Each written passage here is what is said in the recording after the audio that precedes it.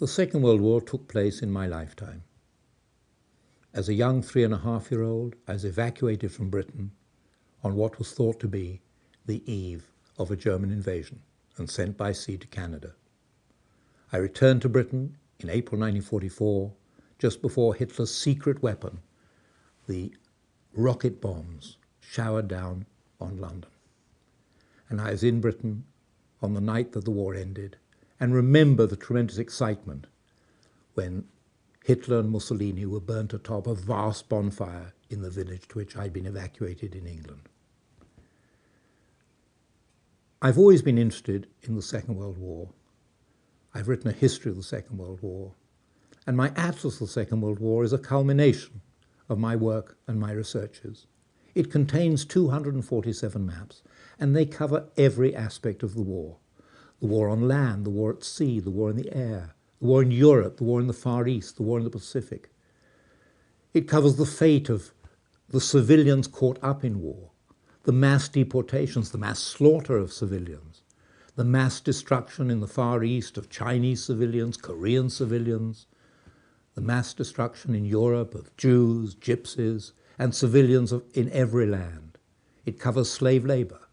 It covers prisoners of war, British, American, Canadian, Italian, German, the fate of prisoners of war, the fate of prisoners of war in Europe, and the fate of prisoners of war in the Far East.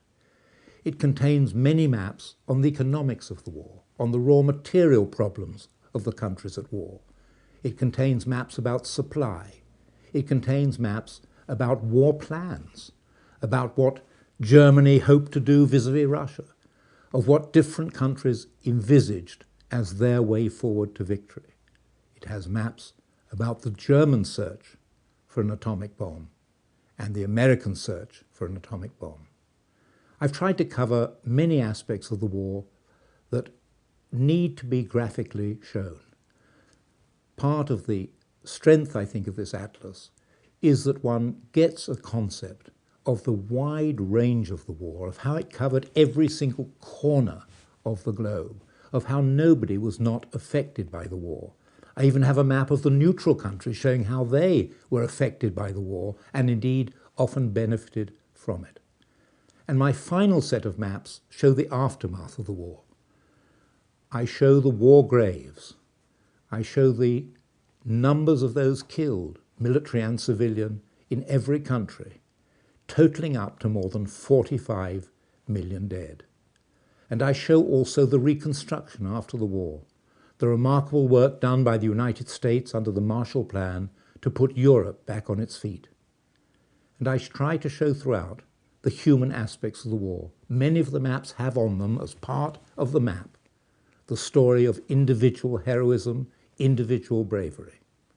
That, I think, is what the war was about. It was about a global contest, but it was also about the human ability to survive amid terrible storms and terrible threats, to remain human, to remain courageous, and to believe that victory would bring not only victory, but peace for the world.